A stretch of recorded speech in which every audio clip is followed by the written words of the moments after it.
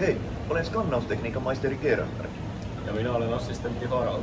Etsimme parhaillaan testaajia uudelle skannausta parantavalle tuotteelle. Jopa 8 skannausta 8 sekunnissa.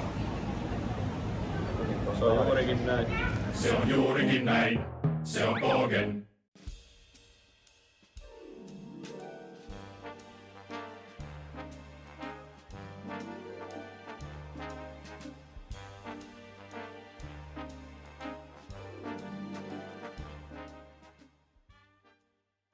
Käydään testattamassa näissä skanneria. Se on ihan uutta tämmöistä infrapuoliteknologiaa. Se on tarkoitus skannata ostoskassin läpi ostamista. Sillä että helpottaisi kassatyöskentelyä, ettei tarvitse jokaista yksitellen skannailla. Se on ihan vaan prototyyppi ja sen jälkeen voi olla vähän noita vaikeuksia lukea noita viivakoodeja vielä, kun se nappaa niistä niinku viivakoodia niistä bosoneista, että se vastaanottaa semmoista säteilyä sieltä. Formatia Scanning, Formatia Groupin tytäryhtiö ja olisi tarkoitus koittaa kehittää tätä teknologiaa, siksi tarvitaan tämmöisiä koekaniineja kauppakassien kanssa, että saadaan testattua toimiiko toi meidän teknologia, mitä meidän pitää siinä kehittää. Näitten läpi vaan kävelee, se on siinä vai? Juu, suunnilleen, jos se nyt lukee hyvin, mutta saattaa jotain niin kuin juttuja pitää tehdä kassilla, että se lukee hyvin. Referenssinen ja sitten nämä skannerit ottaa sen lämpöjäljen siitä ja käytetään samaa teknologiaa, millä identifioidaan noita mustekaloja. Viivakoodeissa on mustetta, niin se on periaatteessa sama asia. Max Planckin kehittämä ja me ollaan tämmöinen startup-firma, Formatia Scanning, Formatia Groupin tytäryhtiö. Ja me nyt koitetaan saada mahdollisimman hyvää dataa tästä, että miten tämä meidän skannaussysteemi toimii. Millä korkeudella pitää? Pistä vähän sinne alemmas, kun ne alaskannerit toimii vähän paremmin. Että... Noniin. Tällaista dataa tässä, että mitä enemmän saadaan vaan niinku mittauspisteitä otettua tästä, niistä paremmin. Yes. Kun meillä on vielä vähän epäselvyyttä, että ottaako se paremmin silloin, kun siinä on ihminen vai silloin, kun siinä ei ole ollenkaan ihmistä. Et meillä on vielä vähän silleen auki, että rakennetaan me siihen liukuhihnaa tai muuta. Jos vähän niinku halaisit sieltä. Pitääkö tulla yläkautta vetästä? Siitä otat vaan molemmilla käsillä. Kun se integroi tätä dataa tonne meille, niin... Hyvä. Tuliko? Joo. Täältä vähän niinku koittaa alkaa yllättää sen tosta, että tohon nopeeta käyttää sen tossa. Joo. Kyllä niinku alkuun vaikka silleen tähän vähän hiiviskelemään sitten, kun sitä... Tulee täältä vaan sitten ihan niinku... Yllätetään se niin tähän. Oiko sitä kykytekniikkaa? Onko se väliä missä kohtaa se olisi tanssi? No ei pitäisi olla, kun siellä on molemmilla puolilla skannereita, että...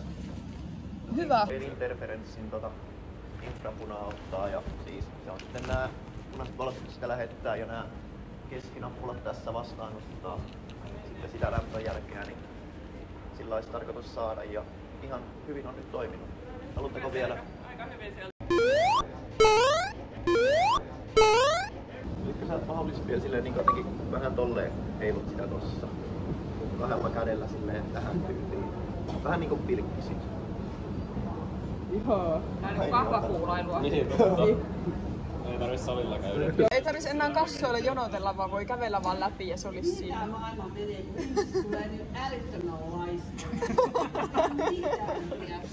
On robottiinhurit ja kaikki systeemit. Me tienataan rahaa tällä meidän. Niin joo, mä katsotaan startuppia, ei siinä mitään. Niinku Varmasti. pyörää tässä. Joo. Niin ottaiskohan se sitten paremmin? Niin. Joo.